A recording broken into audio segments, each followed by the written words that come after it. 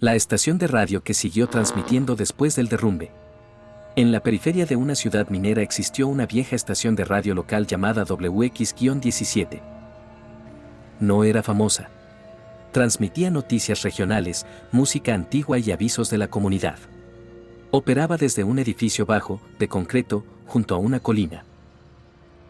El 14 de noviembre de 1986, después de días de lluvias, una parte del terreno cedió. El edificio colapsó parcialmente. Murieron 4 trabajadores.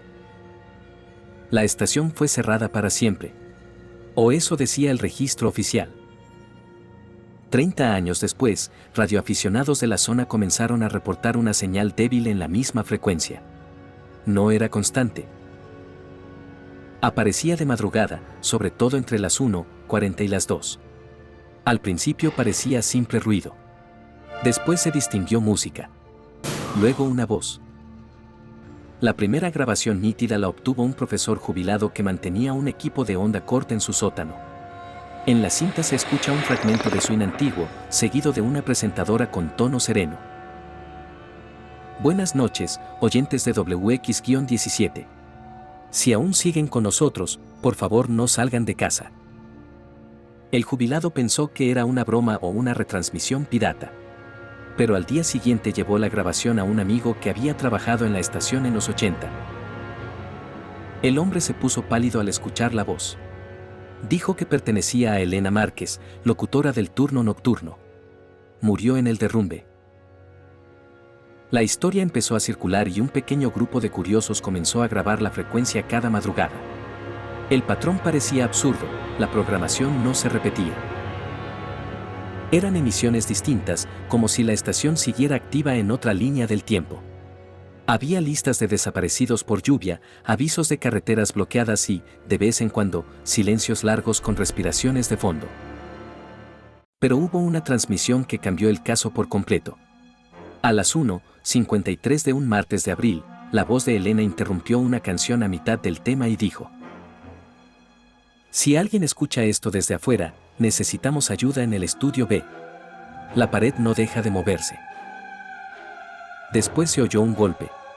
Luego varios. Después alguien corriendo.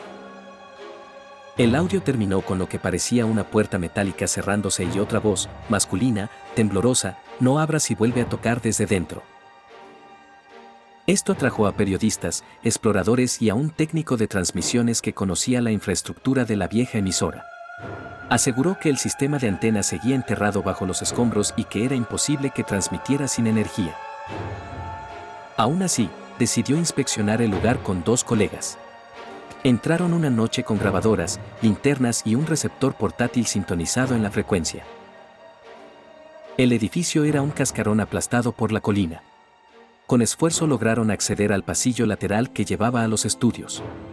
La mitad del techo se había venido abajo. Todo estaba podrido, enterrado, muerto. Pero el receptor, al acercarse a una puerta semisepultada, comenzó a emitir música.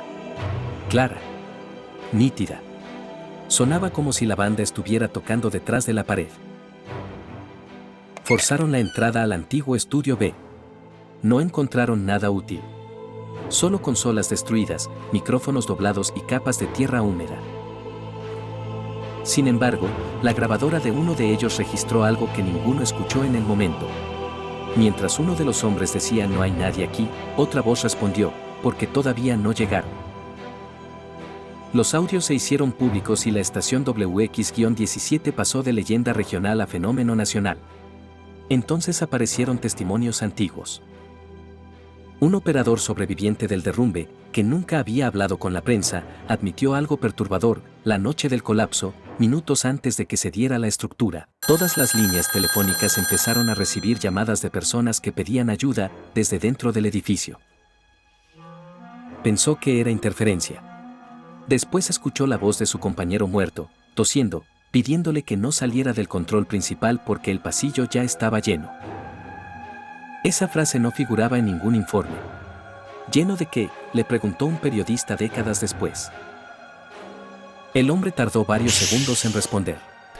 De gente que no conocíamos. A partir de entonces, muchos comenzaron a escuchar la emisora por simple morbo. Algunas madrugadas no había nada. Otras, sí. A veces solo jazz y estática. A veces boletines meteorológicos imposibles, con fechas erróneas o ciudades desaparecidas. Pero una noche se transmitió un segmento especialmente inquietante. Elena leyó una lista de nombres. 42 nombres. 38 correspondían a personas muertas en la región entre 1986 y 1999. Los 4 restantes eran nombres de oyentes que habían estado grabando las señales esa misma semana. Uno de ellos desapareció 2 días después. Su automóvil apareció estacionado junto a las ruinas de WX-17, con el motor encendido y la radio sintonizada en la frecuencia. El asiento del conductor estaba vacío, pero sobre el tablero había una nota escrita en papel amarillento de libreta de cabina: en el estudio B ya hicieron espacio. La policía cerró el perímetro del edificio. No sirvió de mucho. La señal siguió apareciendo. Y hay algo peor: desde 2021, varios oyentes aseguran que la emisora ya no solo se escucha en la radio. A veces aparece como audio fantasma en altavoces inteligentes, teléfonos apagados y grabaciones de voz sin motivo aparente. Siempre de madrugada. Siempre con la misma despedida de Elena: si escuchan golpes detrás de la pared, no respondan.